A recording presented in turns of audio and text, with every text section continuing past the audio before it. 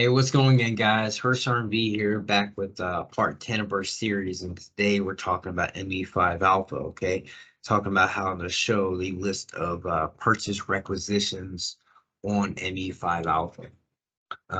This transaction is used to display, part for requisitions you do an authorization for on ZPark. So if you don't have access to ZPark, you're still able to use this T code, which is ME5 Alpha, to see a list of your part purchase requisitions and where to locate funding related fields on a requisition. All right, so this is going to be a pretty quick video. I am going to do a full series on ME5 Alpha and explain more in depth. I want to get into just showing you that you can view your part requisitions, and you're able to tell if they're stuck in a release strategy, if they're marked for deletion, and so forth. Just simple things to look for. If you're new to the channel, make sure you hit that like and subscribe button. And as always, let's go ahead and we're going to jump into GCSS-Army here. All right, so from your screen here, you're going to type in ME5 Alpha. All right, so there's a bunch of stuff that you can actually do with this T code. Like I said, today we're just going to basically look at the requisitions that are on hold that have not been funded yet, right? There is a variant, or not a variant, but a layout that you can use in ME5 Alpha to look at like your commander's exception port rather than pulling it from M80 Fox 2 November, right? So I like to go up to the dynamic selection, and I just like to type in my slog. All right, so all I'm going to do is type in my slog, and I'm going to hit execute. Now, anything that has an open requisition is going to come up in this T code. All right, so like I said, this is pretty cool. If you don't have access to ZPark, you're still able to look in here and see the status of some of your requisitions. Yeah, once this thing loads, it ever loads. So I hope you guys are enjoying the series so far, by the way. Like I said, this is the series was meant just to get some knowledge out there about the Zork workbench and answer some of the questions that I received. So here you go. Let me go ahead and I'm going to sort it by descending date. All right. So a lot of stuff has happened here. Okay, so there's multiple tabs here. You see all this, right?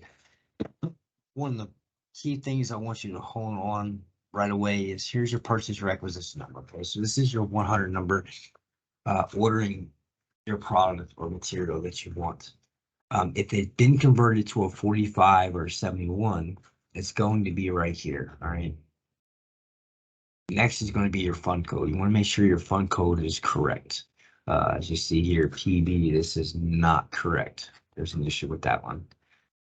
Same thing with some of these here.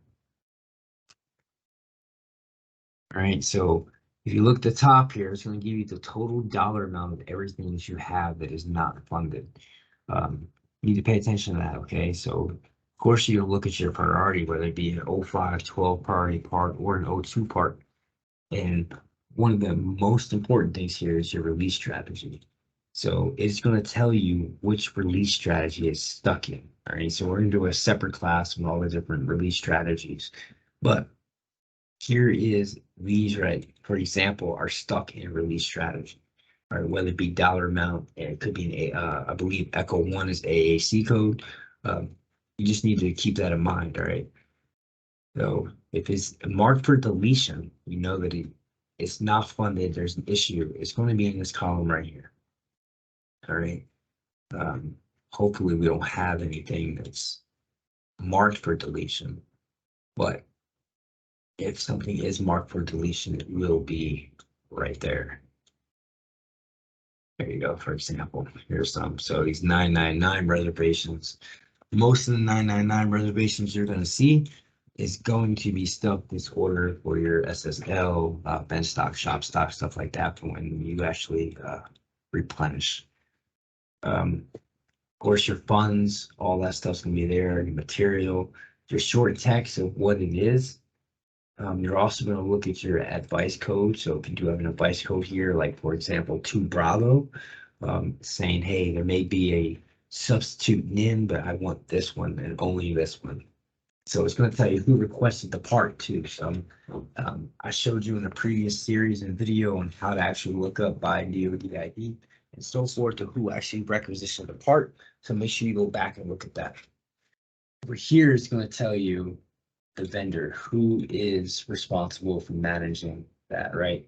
So GSA, SMS, DLA, so forth. All that's going to be right there for you. And then over here, same thing, plant 2001, AKZ, PACOM, so forth. It's all going to be right here for your DLA. Like I said, this is just a short video on how to somewhat use ME5 alpha.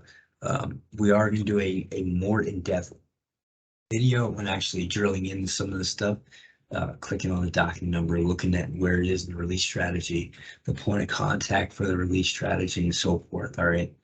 So hope this video is helpful. We're going to be getting ready soon to wrap up the series with the last couple videos. But as always, make sure you hit that like and subscribe button and go Ordnance.